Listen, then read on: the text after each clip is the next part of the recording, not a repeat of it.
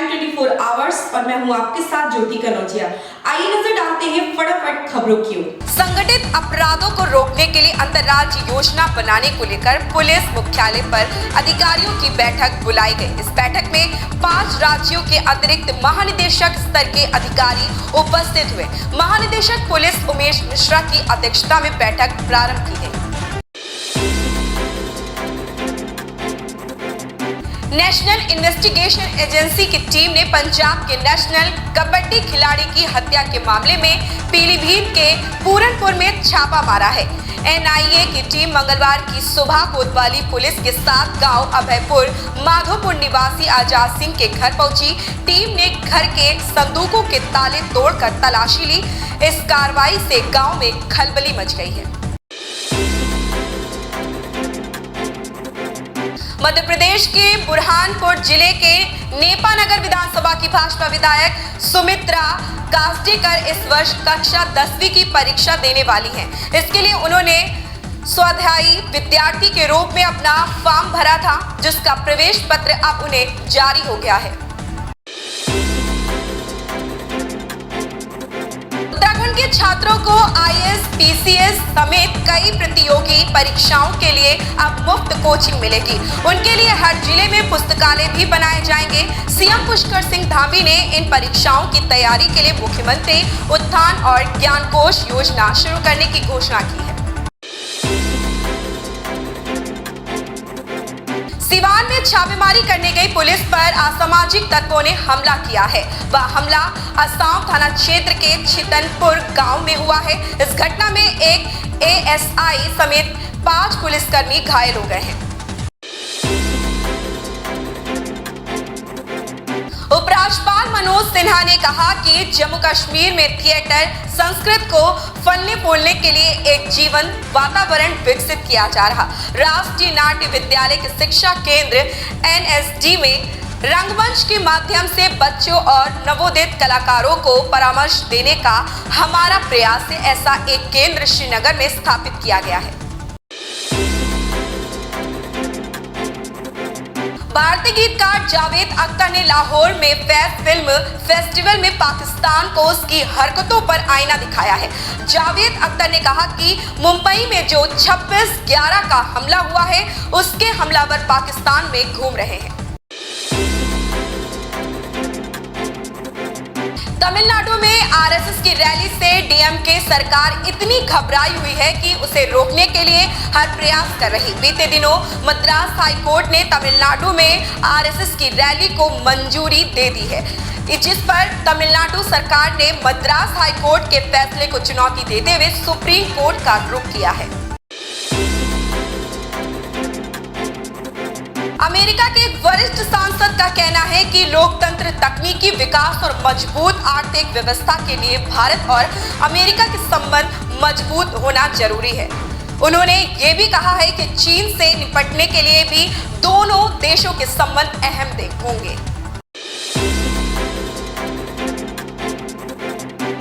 पाकिस्तान और अफगानिस्तान के बीच Durand line पर एक बार फिर झड़प का मामला सामने आया है। तालिबान द्वारा मुख्य व्यापारिक और क्रॉसिंग पॉइंट तोरखम गेट को बंद करने के बाद इस्लामिक अमीरात बलों और पाकिस्तानी सीमा रक्षकों के बीच झड़प शुरू हो गई है।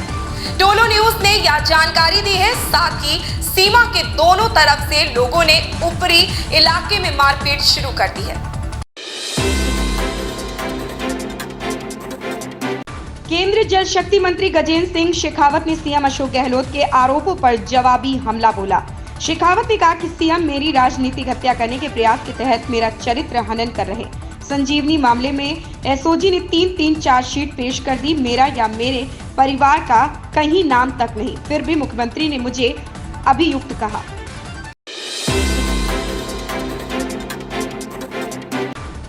सरकारी मुख्य सचेतक महेश जोशी के इस्तीफे के बाद से कांग्रेस का सियासी पारा चढ़ा हुआ है। अब जोशी के इस्तीफे पर रंधावा ने कहा, या तो पहले ही हो जाना चाहिए था जब पार्टी के उदयपुर अधिवेशन में फैसला हो गया कि कोई व्यक्ति 2 पदों पर नहीं रह सकता। मुख्यमंत्री को यह बहुत पहले कर देना चाहिए था। जोशी के बयान पर रंधावा ने कहा कि ऐसे बयान आना ठीक नहीं। अगर उन्हें लगता है कि 25 सितंबर की वजह से हुआ तो अभी उसके बारे में हाईकमान ने कोई बात नहीं की है।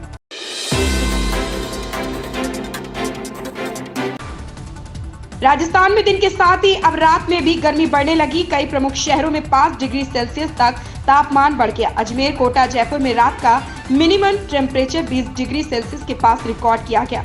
यह सामान्य तापमान से भी 5 से 9 डिग्री सेल्सियस तक ज्यादा है। गर्मी इतनी तेजी से तेवर दिखा रही है कि लोगों ने घर, दफ्तरों में पंखे, एसी शुरू कर दिए।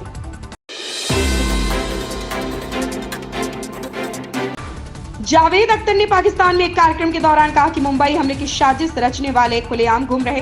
अख्तर उर्दू शायर फैज अहमद फैज की याद में हो रहे एक कार्यक्रम में शामिल होने लाहौर पहुंचे थे। अख्तर के इस बयान की तारीफ एक्ट्रेस कंगना रनौत ने भी की है, जिन पर खुद जावेद अख्तर ने मानहानि का केस कर रखा है।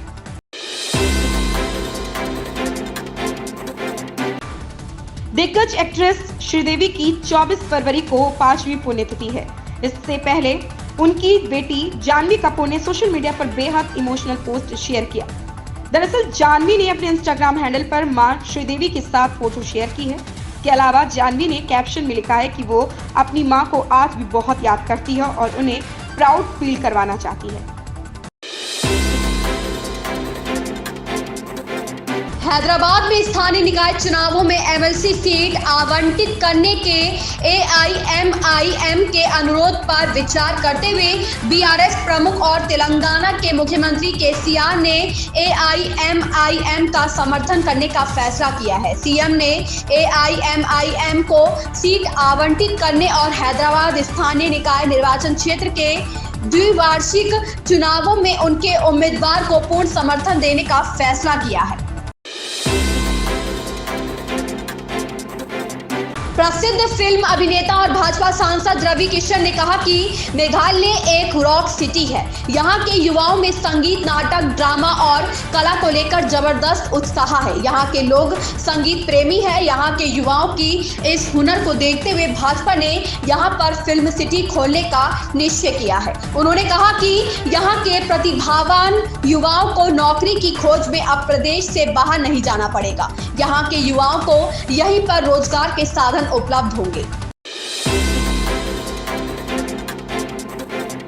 कांग्रेस नेता पवन खेड़ा द्वारा प्रधानमंत्री मोदी पर दिए गए बयान पर जारी विवाद थम नहीं रहा है। भाजपा नेता लगातार पवन खेड़ा और कांग्रेस को निशाने पर ले रहे हैं। अब असम के मुख्यमंत्री हिमंता बिस्वा शर्मा ने भी पवन खेड़ा के बयान पर गहरी नाराजगी जाहिर की है। हिमंता बिस्वा शर्मा ने कहा कि ऐसे बयानों के लिए देश कभी भी कांग्रेस नेताओं को माफ नहीं करेगा। समाजवादी पार्टी की प्रदेश कार्यकारिणी एवं फ्रंटल संगठनों में कई अहम बदलाव दिखेंगे। कार्यकारिणी में सदस्यों की संख्या भी बढ़ेगी। पार्टी की नीतियों को लेकर निरंतर संघर्षशील रहने वाले नेताओं को अहम जिम्मेदारी दी जाएगी। फ्रंटल संगठनों के पदाधिकारियों की जिम्मेदारी में भी बदलाव की तैयारी है। इससे लेकर 2 दौर की कसरत हो चुकी है। कुछ नए नामों पर विचार किया जा रहा है। केंद्रीय वित्त मंत्री निर्मला सीतारमण के ओपीएस पर दिए गए बयान पर मुख्यमंत्री गहलोत ने कहा कि ओपीएस पर वित्त मंत्री जवाब नहीं दे पाई। एक वित्त मंत्री को गोलमोल जवाब देना शोभा नहीं देता। मुख्यमंत्री गहलोत ने कहा कि वित्त मंत्री साफ कर दे कि हम ओपीएस के खिलाफ हैं तो मालूम पड़ जाएगा कि उनकी मंशा क्या है। उप मुख्यमंत्री मनीष सिसोदिया ने उपराज्यपाल से अपील की है कि केंद्र सरकार के विभिन्न आवासीय परियोजना सहित अन्य विकास कार्यों के लिए लोगों की आस्था से जुड़े मंदिरों, मजारों व गुरुद्वारे को नहीं तोड़ा जाए। इससे लाखों लोगों की आस्था को ठेस पहुंचेगी और राजधानी में कानून व्यवस्था की समस्या उत्पन्न हो जाएगी। इस बारे में दिल्ली पुलिस अपनी रिपोर्ट में चर्चा कर रही है। तेलंगाना के विकाराबाद जिले में भारत राष्ट्र समिति के एक विधायक के करीबियों ने सोमवार को कथित तौर पर एक हिंदू कार्यकर्ता के घर पर हमला कर दिया। बताया गया है कि उपद्रवियों ने हिंदू कार्यकर्ता की कार को भी निशाना बनाया और जमकर तोड़फोड़ की। मामले में पुलिस ने जांच शुरू कर दी है। खालिस्तान समर्थक अमृतपाल सिंह ने केंद्रीय गृह मंत्री अमित शाह को धमकी दी है। खुद को सिख उपदेशक बताने वाले अमृतपाल ने कहा कि शाह का हाल भी पूर्व प्रधानमंत्री इंदिरा गांधी जैसा होगा। 1984 में इंदिरा गांधी के उनके अंगरक्षकों ने गोली मारकर हत्या कर दी थी। सोमवार को पंजाब के मोगा जिले के बुधसिंहवाला गांव में दिवंगत पंजाबी गायक दीप सिद्धू की बरसी के कार्यक्रम में शामिल अमृतपाल ने यह धमकी दी। Urfi Javed social media sensation है। वह आए दिन अजीबो गरीब कपड़े पहनने के लिए जानी जाती है। उर्फी जावेद कपड़ों के अलावा अपने बेबाक बयानों के लिए भी सुर्खियों में रहती हैं। उनके अतरंगी फैशन सेंस और बेबाक अंदाज ने उर्फी को खूब सुर्खियां दिलाई हैं। इंटरनेट सेंसेशन को लेकर ऐसी खबरें सामने आ रही हैं कि वह बहुत जल्द रोहित शेट्टी के शो खतरों के खिलाड़ी सीजन 13 में नजर आने वाली है। इस सीजन में वह अपने हुस्न का तड़का लगाती नजर आने वाली है। मॉरिशस में आसमानी आफत ने लोगों के सामने बड़ा संकट खड़ा कर दिया है। दरअसल यहां सोमवार को चक्रवात फ्रेडी के टकराने से भारी बारिश ने लोगों के जनजीवन को अस्त व्यस्त कर दिया। इतना ही नहीं, मौसम विभाग ने जो चेतावनी दी है वह और डराने वाला है। मौसम विभाग के मुताबिक चक्रवात के कारण हवा की रफ्तार 280 किलोमीटर या 170 मील प्रति घंटे तक पहुंच सकती है। इन खबरों में बस इतना ही। बने रहे क्राइम 24 आवर्स के साथ।